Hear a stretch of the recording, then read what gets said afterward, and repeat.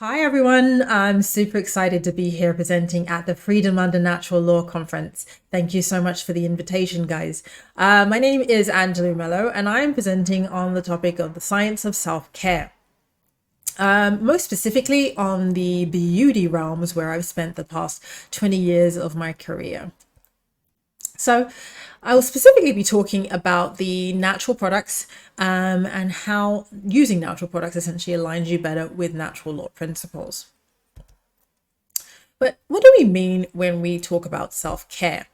The term may conjure up visions of indulgent bubble baths or luxury spa days, but when we speak of self-care in this context, we are referring to the act of showing up for oneself and consequently how we show up for others. We can call this the regenerative principle, not selfish, not indulgence, but regenerative self-care. Intentionally devoting attention to enhancing and protecting your personal well-being so you will be in a better position to show up for yourself and for the people you love. Self-care involves nurturing your body, mind, and spirit, and self-care is essential for an optimal state of well-being. It's about replenishing ourselves. So why is it even important? Well, several studies have shown the connection between grooming, hygiene, and depression versus happiness.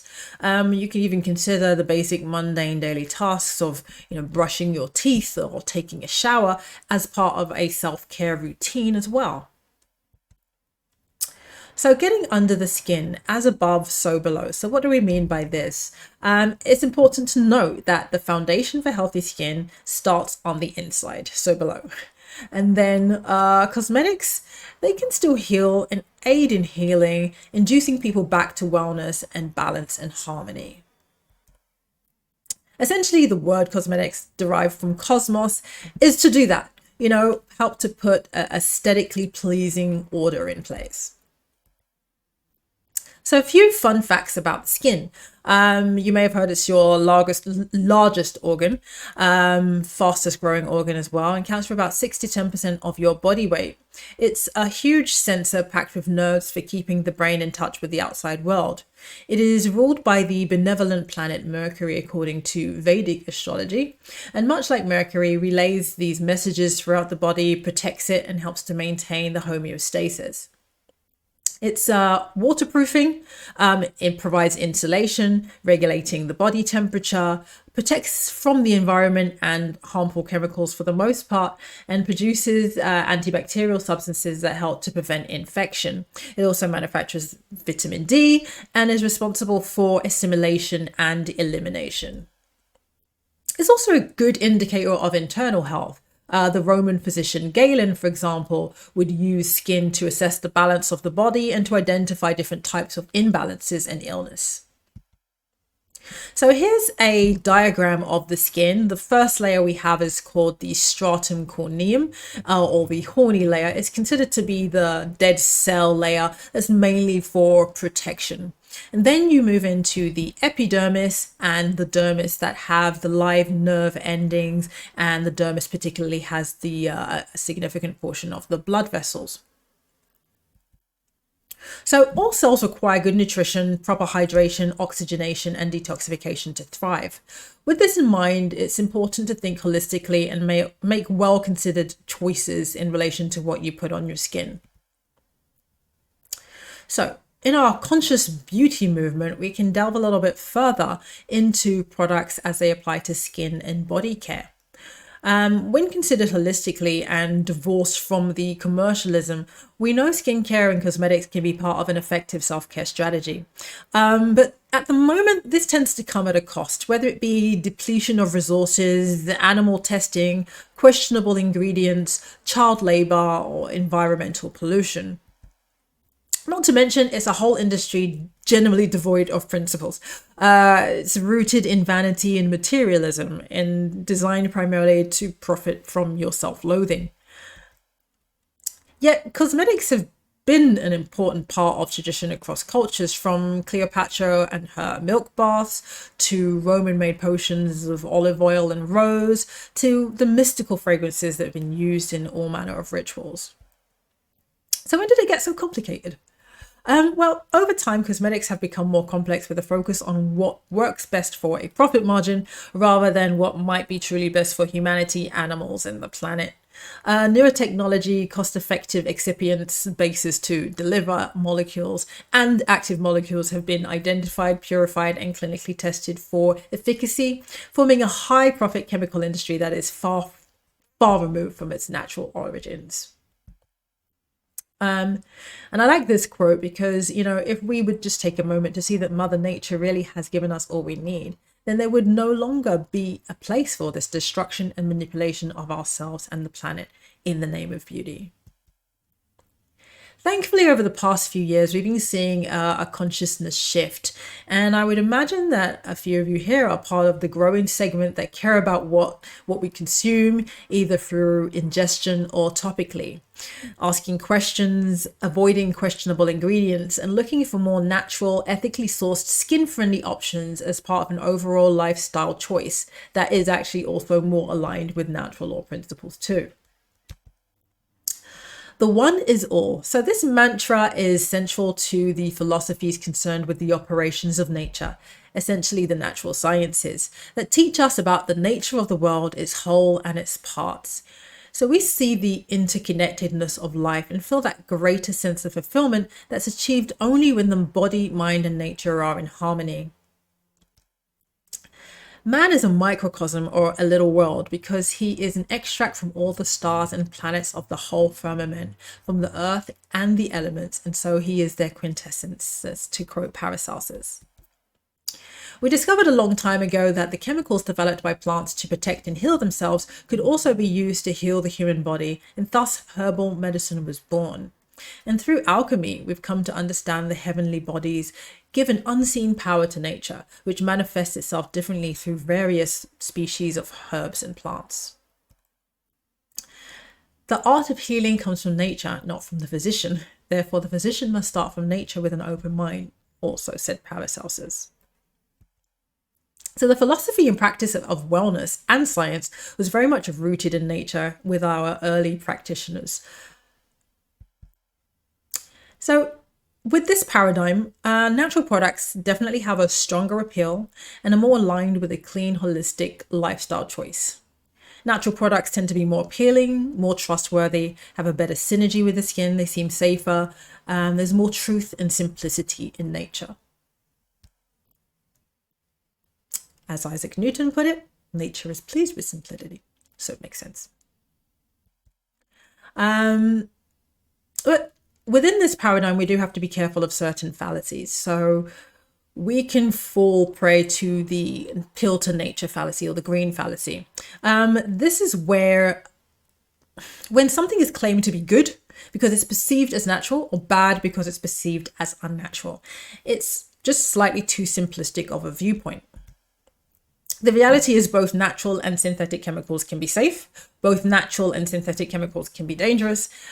Everything is a chemical and there's no such thing as chemical free. So people banding around that type of terminology, it's just inaccurate. And we can look at, common substances in nature in terms of their chemical names, as well as the man-made chemicals. And in a way, it may make people think about things slightly differently to understand that it's not a question of whether it's a chemical or not. So the contrary perspective is that the ancient knowledge of our ancestors is somehow antiquated and primitive. So this is the perspective that might be considered the scientific approach. It kind of implies that the natural way is less refined and unproven, that it goes hand in hand with the affective fallacy, that is, we feel it, therefore it's true. Whereas the science is safe and effective, logical and unbiased, and full of objective truth.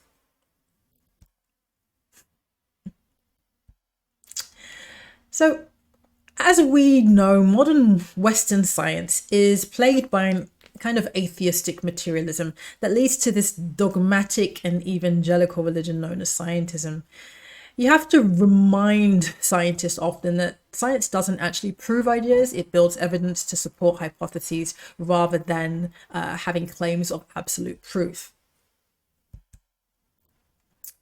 So for us that are aligned with the natural principles, we have to remember also, though, that our assessment of virtue of a product is not just about natural versus synthetic, though.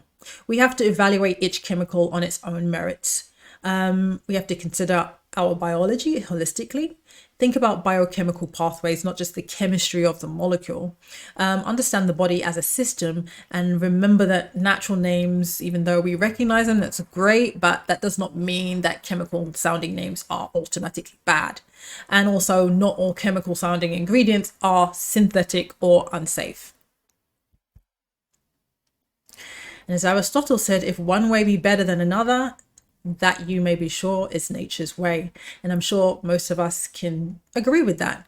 And we may be justified in having a greater affinity towards natural products. It's both intuitive and quite a pragmatic approach to, pick up something and understand what it says on the back. But it's possible to have further understanding of other ingredients and chemicals as well. So here we move into some of the marketing mythology. And, I really hate the fact checker myth buster culture that we have at the moment, but there are a few points to address with the natural clean beauty community. As consumers, we want to take into account whether products are created ethically, with consideration to the animals, the plants, environment, etc. And marketers know this, and they would like to help you to feel more ethical in your choices. And that's where certain fallacies again may come up, and certain opportunities for them to not necessarily deceive you, but to use key language that they know allows you to form a better trust for products when it may not be the entire picture.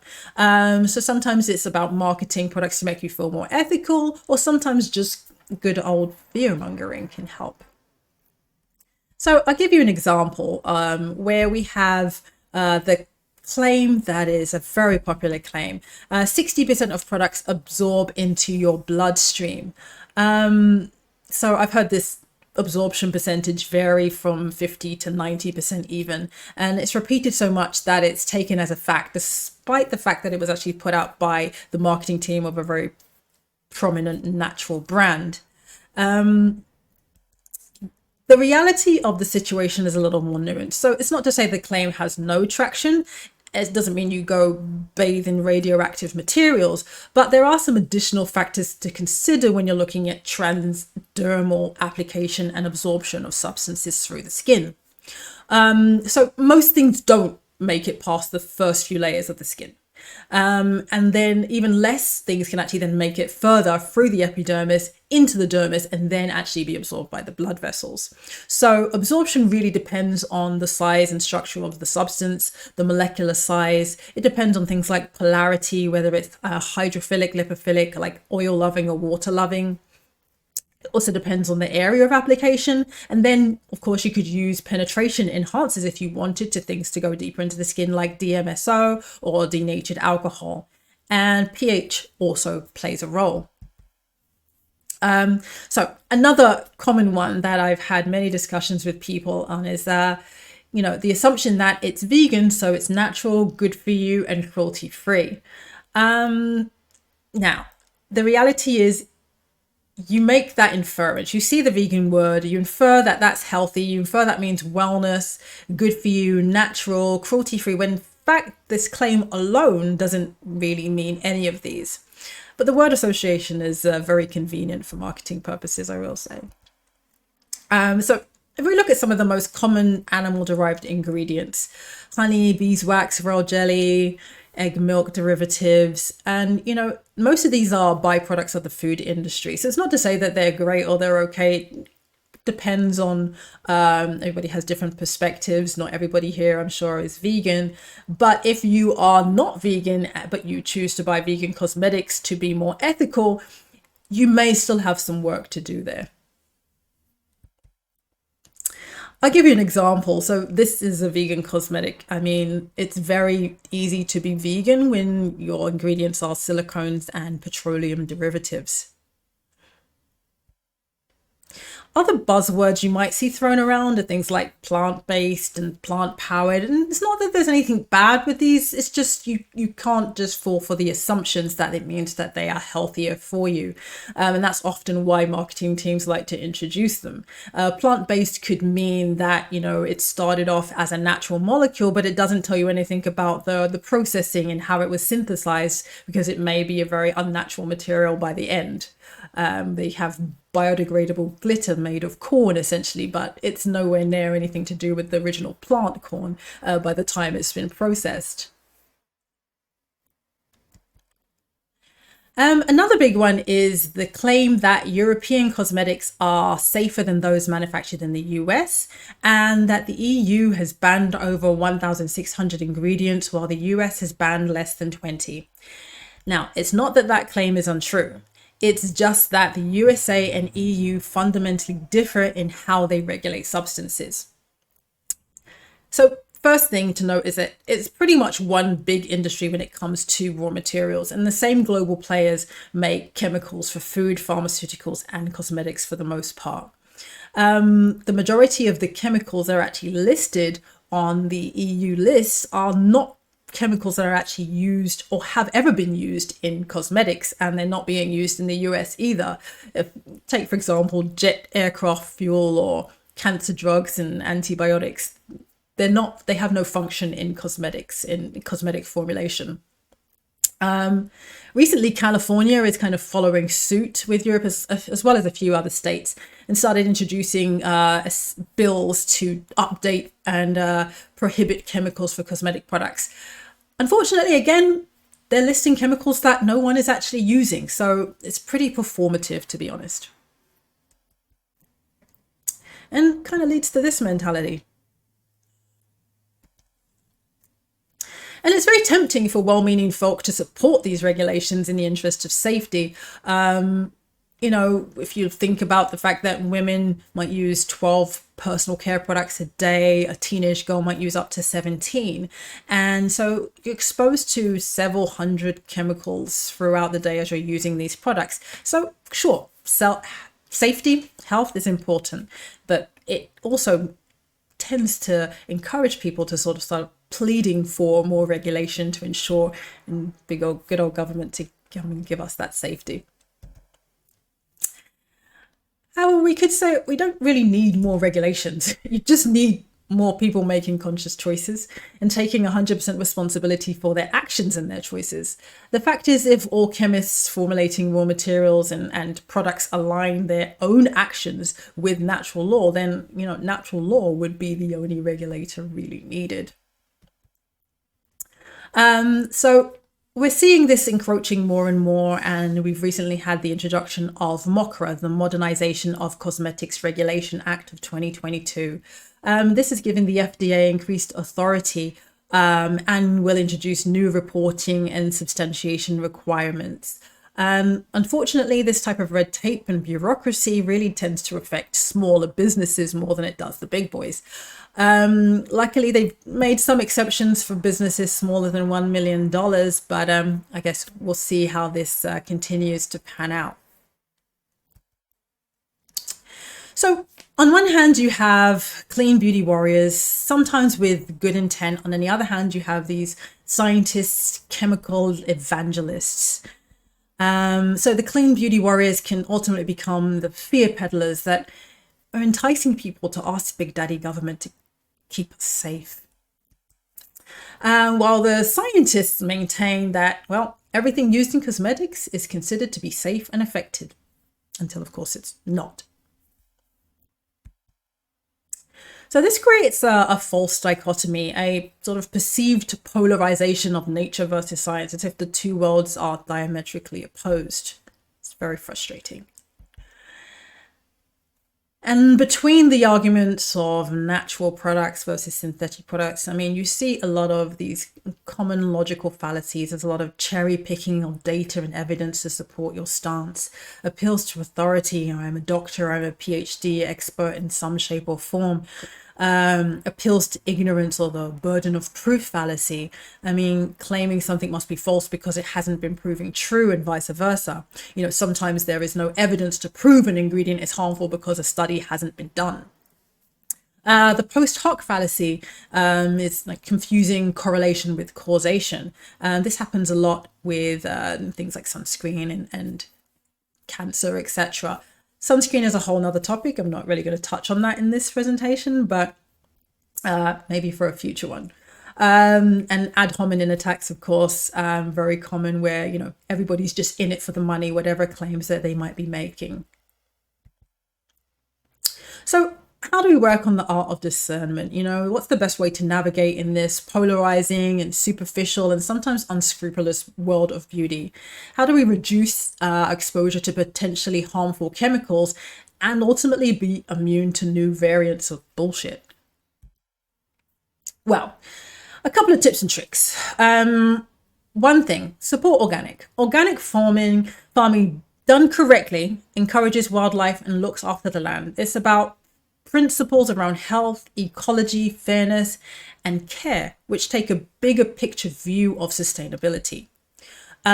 Free from statements or free of statements, they can give you some indication of a brand philosophy, but may not tell you the whole story. So you have to be mindful. For a long period, people were claiming paraben free, but they had just moved to using formaldehyde donor preservatives instead. So it wasn't actually better. So it wasn't really rooted in their philosophy. They were just making claims that they knew consumers wanted to hear. Definitely look for things like cruelty free along with your vegan claim. And then, of course, you need to check the overall brand principles.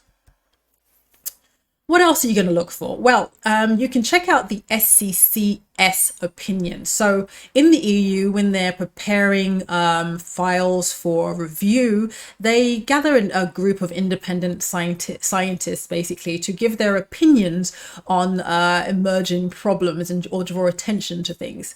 Now, of course, you don't have to agree with the opinions because they often come back to say, yeah, all good, everything's safe. But it's interesting to see the type of things they're reviewing. And incidentally, they're not usually reviewing very many natural chemicals, funnily enough. Another thing to do is read the SDS sheets and product information files. You can learn a lot about ingredients from that. That does give you an idea of risk and hazard. It doesn't really tell you in the real usage what your exposure levels would be, but you can get some idea about chemicals from just understanding the safety data sheets. You can use a search like UL Prospector. It's kind of like a Google search site for ingredients. And then, of course, there's many apps now that help you to screen your products, like the Good Face app, Inky Beauty, and Think Dirty app. You can take these with a grain of salt. They can tell you that a lot of things are hazardous, and you kind of have to, you know, use a little bit of nuance to understand. And another thing is just, you know, you can shop at places like Credo and Detox Market that already have a standard around the types of products that they allow to be sold in their stores. Something to bear in mind when you're using apps, as I said, you know, when you're looking at MSDS sheets, safety data sheets, sometimes they can have you scared of everything. And this quote is often used by toxicologists to understand that, you know, all things are poison, for there is nothing without poisonous qualities. It's only the dose which makes things a poison. So essentially, a safety data sheet could show that a material is toxic, but at the usage levels and exposure that you would actually have, you're unlikely to experience that. Now, it's nuanced, so you have to weigh up your own sort of risk, hazards, and versus benefit. I mean, I think of some of the processes in alchemy, in mineral alchemy, where you use things like mercury or antimony, highly toxic substances, to make a purified and highly potent medicine. And the mercury and the toxic parts are no longer in the final medicine. So there are ways and things that you may have to understand in terms of what is the final result of whatever the product is that you're using. What to avoid. So you can seek out unscented cosmetics. So things that where there's no fragrance or perfume. A lot of things get hidden in perfume. It's impossible for you to really know. It doesn't mean they're all bad. It just means if you're trying to be safe, that's where you could go safe by having fragrance free. Use mineral or physical sunscreens if you need to use sunscreen. Like I said, I'm not going to touch that subject today. And generally try to avoid endocrine hormone disrupting chemicals. We can speak about that a little bit more. And also, whatever product you're buying, check the preservatives that they're using, or stick to anhydrous waterless formats if you are avoiding all preservatives.